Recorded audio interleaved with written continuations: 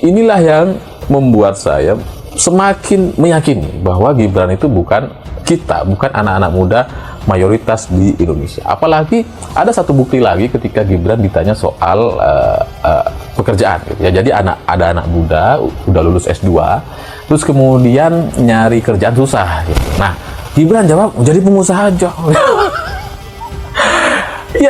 Iya sih bisa gitu, tapi kan tidak semudah itu. Tapi sekali lagi karena Gibran tidak mengalami kegalauan yang sama seperti kita, seperti mayoritas anak muda di Indonesia, ya dia gampang aja jawabnya, dipikir semua orang bisa usaha. Kalau kita perhatikan di banyak kolom komentar kan banyak tuh yang bela-belain gitu ya, yang belain Gibran tengil, yang belain Gibran nggak punya adab. Itu kemudian muncul dengan beragam narasi-narasi yang memang nampaknya sudah dipersiapkan oleh konsultan politik mereka gitu ya. Pokoknya buzzernya tuh nyerbu ke banyak akun-akun kita gitu ya. Ada yang pakai akun 0 followers gitu ya, akun-akun telur gitu kan, yang nggak pernah posting, nggak punya follower, tapi ngikutin banyak orang gitu. Yang diikutin tuh biasanya emang udah ditarget tuh, target tempat mereka berkomentar. Nah, itu banyak tuh akun-akun nggak gitu. Tapi ada juga akun-akun yang memang aktif atau akun pribadi gitu ya, atau memang orangnya kita kenal atau bahkan teman-teman kita sendiri misalkan gitu ya. Itu ada juga yang bela-belain Gibran. Meskipun sebenarnya harusnya kita semua sepakat bahwa apa yang dilakukan oleh Gibran emang sangat-sangat tidak sopan, tidak sesuai dengan adab ketimuran, tidak sesuai dengan aturan-aturan debat yang seharusnya bisa menonjolkan gagasan dan ide, bukan dengan gimmick-gimmick seperti itu, apalagi kepada Pak Mahfud. Ya, karena pembelaan mereka gitu ya, ketika kita jawab gitu ya, karena kan kadang kita menghadapin mereka ini ribet gitu ya. Mereka ini kan ya dengan segala kengeyelan mereka gitu kan. Orang tengil dibela orang ngeyel. Akhirnya kan kadang kita malas dan kemudian ya sudah kita doakan gitu ya. Kalau mereka punya keluarga, semoga keluarganya seperti Prabowo gitu kan. yang akhirnya bercerai gitu kan. Kita doakan seperti itu. Atau kalau mereka bela-belain Gibran, ya kita doakan agar anaknya seperti Gibran. Kalau bicara ya kayak Gibran gitu kan, mukanya kayak Gibran. What? Indonesia tanah air beta, pusaka abadi nan jaya. Kita doakan kayak gitu, tapi akhirnya mereka nggak terima. Buzzer Prabowo, kalau kita balik doakan ya semoga anaknya seperti Gibran gitu ya, mereka nggak mau lah. Itu kan artinya gitu ya, meskipun mereka mendukung Prabowo, secara alam bawah sadar mereka sebenarnya ya menyadari dan mengakui bahwa apa yang dilakukan oleh Gibran itu memang salah. Cuma tapi karena mereka sudah terlanjur mendukung atau sudah terlanjur kontra mungkin gitu, akhirnya ya tetap dibela-belain. Karena kalau kita ngelihat Gibran hari ini itu benar-benar sama sekali tidak mewakili anak muda di Indonesia. Karena kita berbeda gitu. Gibran itu pasti tidak pernah merasakan kegalauan yang sama atau proses transisi dari remaja ke dewasa seperti yang dirasakan oleh mayoritas kita, oleh mayoritas anak-anak muda di Indonesia. Dia nggak ngalamin tuh. Nggak ngalamin bagaimana daftar kerja kemudian ditolak, bagaimana antri panjang ratusan atau bahkan ribuan orang untuk melamar kerja, susah payah bikin CV, ngeprint dan sebagainya. Dia nggak ngalami itu karena dia menjadi anak wali kota, kemudian anak gubernur DKI Jakarta, dan ketika menjadi anak presiden di tahun 2014 lalu, itu usianya masih 20-an awal. Emang di proses transisi dari remaja ke dewasa, dia emang sudah jadi anak presiden dengan segala privilege-nya. Makanya kemudian dia berbeda dengan kita, dia tidak mengalami kegalauan yang sama seperti yang kita rasakan semuanya gitu. Dan ini kemudian terbukti di debat Cawapres kemarin. Jadi Gibran itu sempat bilang gitu ya, dengan kengeyelannya, dengan ketengilannya gitu ya, yang bahkan moderatornya diajak debat sama Gibran. Ini kan debat cawapres gitu, tapi moderator diajak debat, air mineral botol plastik disalahin, padahal ada di bangku, nggak ikut ada di podium. Jadi ada satu momen di mana Gibran bilang bahwa kepada Pak Mahfud soal pertanyaan greenflation kalau nggak salah gitu. Oh, Pak Mahfud ini kan profesor, masa kayak gini saya jelasin.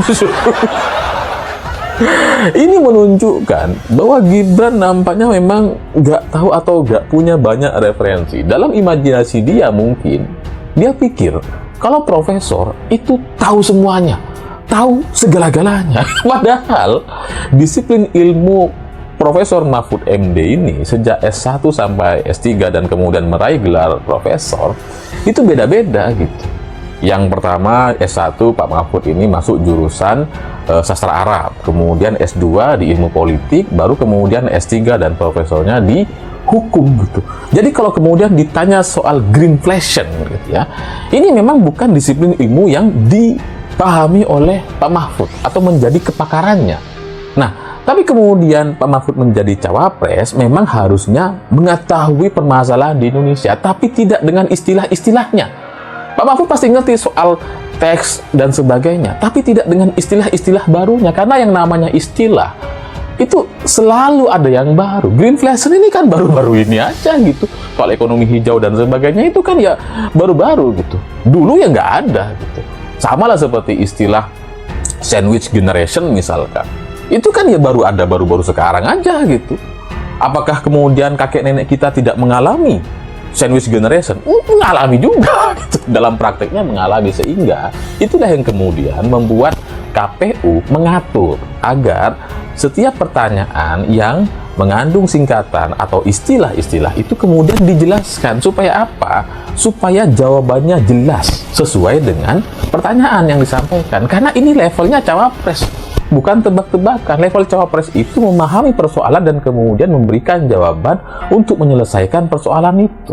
Soal bagaimana mengambil kebijakan dan keputusan sebagai seorang pemimpin. Makanya kemudian diatur sama KPU. Ya, tapi karena mungkin dalam imajinasi Gibran, profesor itu tahu semuanya, tahu segalanya. Itu menunjukkan bahwa dia benar-benar berbeda dengan kita semua sebagai anak-anak muda di Indonesia. Karena anak-anak muda di Indonesia pasti tahu gitu, bahwa kalau orang kuliah itu jurusannya banyak gitu. Bahkan sekarang saya jadi curiga, jangan-jangan Gibran nggak tahu ada jurusan sastra Arab di kampus-kampus Indonesia. Jangan-jangan dia nggak ngerti. Ya karena ya, bagi orang yang nggak ngerti gitu ya bisa aja dia pikir emang ada ya di Indonesia sastra Arab, terus mau dibuat apa? Bisa aja ada pertanyaan kayak gitu. Jadi ngelihat Gibran kemudian bertanya seperti itu ya, terus terang saya jadi teringat dengan cerita teman saya. Jadi ada paman saya, dia sudah doktor beberapa tahun yang lalu gitu ya, meraih gelar doktornya, terus kemudian ya bilang ke orang tuanya, alhamdulillah Bu, saya sudah doktor dan sebagainya gitu ya, lulus dan sebagainya. Terus ibunya tuh nanya, ya saya nggak menyalahkan ibunya, saya juga nggak ingin menertawakan, tapi pertanyaannya ini lucu gitu. Kalau dokter berarti uangmu banyak ya sekarang. Nah, nggak ada hubungannya gitu. Sama seperti ini pertanyaan Gibran yang mengatakan bahwa profesor masa perlu dijelasin dan sebagainya, itu ya jadi seperti cerita tadi, nggak nyambung, emang nggak ada kaitannya sama sekali. Kalau Gibran mau tanya soal dalil misalkan, dalil bagaimana orang yang berbohong misalkan, atau bagaimana orang yang melakukan intervensi di MK, itu dalil secara agama atau dalil hukumnya seperti apa, Pak Mahfud bisa jelaskan itu, karena basicnya memang Pak Mahfud dulu santri gitu. Bisa dijelaskan. Atau kalau Gibran mau ngetes bahasa Arab, sastra Arab Pak Mahfud mungkin masih ada nyantol-nyantolnya. Kalau diajak komunikasi bahasa Arab masih bisa lah dikit-dikit, yang namanya santri gitu kan. Tapi kalau kemudian masuk kepada istilah baru, greenflation dan sebagainya, ekonomi hijau yang memang baru kita bahas akhir-akhir ini gitu ya, di zaman-zaman dulu puluhan tahun yang lalu itu belum dibahas seperti sekarang, yaitu kemudian yang membutuhkan penjelasan. Dan sekali lagi, yang namanya profesor itu bukan berarti mengetahui segala-galanya atau semuanya. Kalau Gibran ditanya soal ilmu istilah-istilah hukum oleh Pak Mahfud misalkan juga pasti nggak ada yang bisa jawab. Gaya debat Cawapres nomor urut 2 Gibran Raka Buming Raka menuai kritikan. Hal ini menunjukkan bahwa memang Gibran bukan Jokowi. Bahkan Gibran Raka Buming Raka dinilai kurang menunjukkan sikap simpati kepada lawannya saat debat Cawapres berlangsung. Tapi kenapa itu kemudian tidak dilakukan oleh Pak Mahfud? Ya karena beliau dengan kebijaksanaannya, dengan pengetahuannya, kalau sudah tahu bahwa ini tidak boleh, itu tidak dilakukan. Nah, Gibran melakukan sesuatu yang tidak boleh. Itu kan artinya mungkin Gibran emang nggak tahu gitu. Atau udah tahu tapi masih ngeyel atau tengil, nggak tahu gitu ya. Jadi apa yang dilakukan oleh Gibran itu ya tidak sesuai dengan profilnya gitu ya, yang lulusan luar negeri. Ya, mestinya kan lulusan luar negeri itu lebih paham lah soal yang begini-beginian. Masa soal profesor nggak tahu soal semua hal itu dia nggak ngerti sih gitu ya. Jadi ya saya nggak meragukan Gibran kuliah atau enggak. Ya, kayaknya dia kuliah, pasti kuliah loh, fotonya ada. Tapi mungkin ya kuliah, masuk sekolah gitu, masuk kuliah, masuk kelas, terus kemudian pulang, makan, tidur, besok kuliah lagi. Mungkin kegiatannya seperti itu, tidak nongkrong, organisasi, atau bergaul dengan banyak orang, sehingga referensinya itu terbatas sekali. Sehingga perlu dijelaskan istilah-istilah dasar atau teori-teori dasar soal bahwa profesor tidak memahami semua permasalahan, karena orang menjadi doktor, profesor itu ada disiplin ilmu tertentu.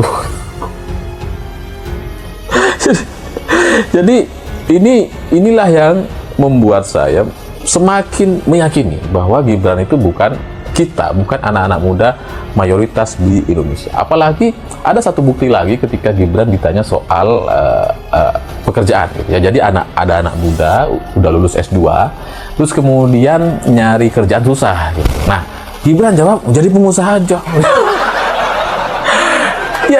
Ya iya sih bisa gitu, tapi kan tidak semudah itu. Tapi sekali lagi karena Gibran tidak mengalami kegalauan yang sama seperti kita-kita, seperti mayoritas anak muda di Indonesia, ya dia gampang aja jawabnya. Dipikir semua orang bisa usaha, padahal untuk usaha itu butuh modal, butuh jaringan, butuh dasar-dasar pengetahuan dari keluarga, batas-batas keuangan yang harus mereka atur bagaimana, itu ada dasar-dasarnya gitu. Nah, Gibran memang nggak mengalami itu. Lawang dia anak presiden, mau minjem ke bank ya pasti gampang gitu ya.